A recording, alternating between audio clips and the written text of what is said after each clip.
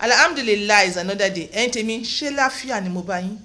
Inú mi ò dùn o, inú mi ò dùn considering what is going on, considering pé ó dàbí ẹni pé gbogbo àwọn tí wọ́n ṣe fíìmù yẹn wọ́n ti lò wọ́n nítorí pé kí ni mo rí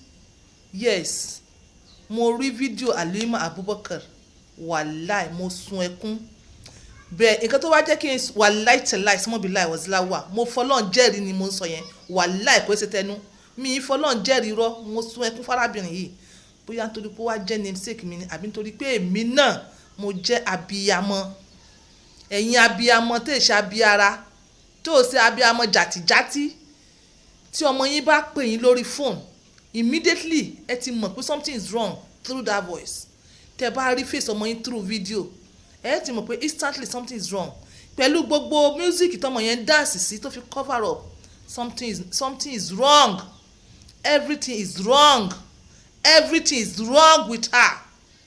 But if actually true she's claiming the fact, she's claiming that apostle or pastor is behind her predicament.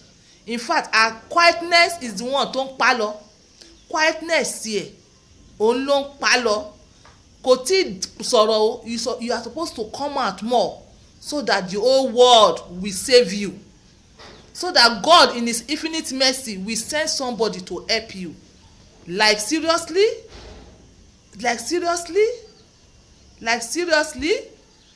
and ẹ̀yin tèmi kí n tó lọ further nínú gbogbo list tí international blogger tó kọ, in fact Ọmọ́tọ́lá why Ọmọ́tọ́lá, but I'm not too clear. Is it Ọmọ́tọ́lá Jọlá Akande? Is it Ọmọ́tọ́lá Jọlá Akande? It can be. Is it my own Mercy Johnson? No. Ruth Kadiri? No. Okay, ẹ̀yin tèmi ẹ jẹ́ kí n sọ mini kòdíra tó kọ níwájú Halima Abubakar yẹn. It is ó fira rẹ̀ kalẹ̀ ó jẹ́ kí jagbajagba wọlé according to international blogger that Halima Abubakar ó ní wọ́n fi ṣe ìpínlẹ̀ ọ̀rọ̀ Halima Abubakar wọ́n fi ṣe ìpínlẹ̀ ọ̀rọ̀. So Mercy Johnson wọ́n ní ó dira means pé ká tó bẹ́ èṣù jẹun a gbọ́dọ̀ múra dáadáa. Ìyábọ̀ Òjó ó dira, that is to say ká tó bó èṣù jẹun ìyẹn gbọ́dọ̀ dira dáadáa. But ẹ̀yin tèmi nǹkan tí wọ́n bá ní wọ́n lo èèyàn tí wọ́n bá mú jẹ ìrandíran rẹ̀ ò lè mú jẹ, àwọn ọmọ rẹ̀ ò ní mú jẹ, ọkọ rẹ̀ ò ní mú jẹ, àwọn olólùfẹ́ rẹ̀ wọn ò lè mú jẹ, àwọn ọ̀rẹ́ rẹ̀ wọn ò lè mú jẹ.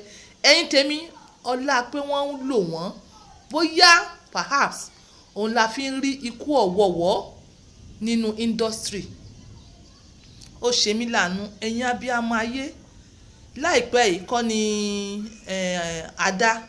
Adahame òun ló kú. Wọ́n wá nǹkan tó pátì, ta ló mọ nǹkan tó pa? Tẹ́yìn bá rò pé ti mú jẹ ọ̀rẹ́ yín kọ́. Èèyàn kan again tó tún ṣe mí láàánú nínú list yìí that I can't believe it, this cannot be true. Georgina Onoha, like seriously all our actresses, if all our actresses tó bá wà involved tí wọ́n sì claim pé wọ́n ti lò wọ́n, àṣé àwọn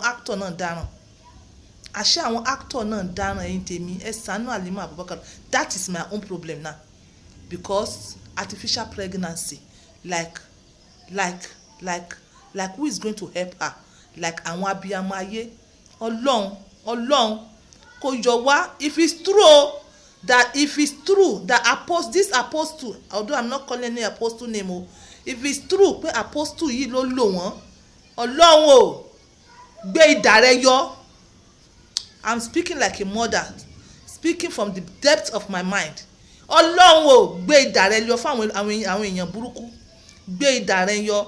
But me I will like my dear international blogger kó wá clarify which Ọmọ́tọ́lá, our own Ọmọ́tọ́lá, according to what they even put in front of Ọmọ́tọ́lá, that the apostle said pé he said that ìyẹn ó kàn fine lásán ni bẹ̀rẹ̀ bí ti báyé rẹ̀ jẹ́. Imagine. That is why ní Nigeria wa yìí, black Africa, black key people, we pray and know the answer. Because of what? We have they call themselves men of God.